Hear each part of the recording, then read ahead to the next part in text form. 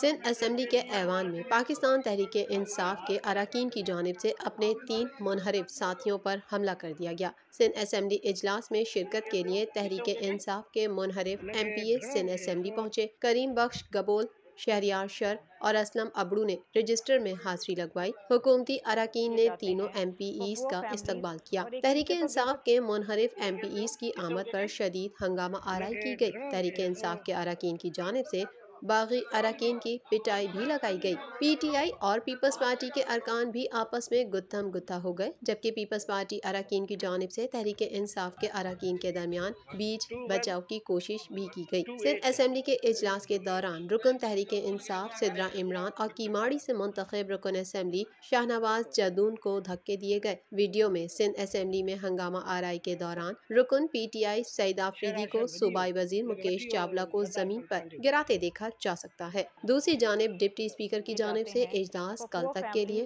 ملتوی کر دیا گیا ہے۔ جبری ویڈیو ریکارڈ کرائی ہوئی ہے، تشدد کرے انہوں نے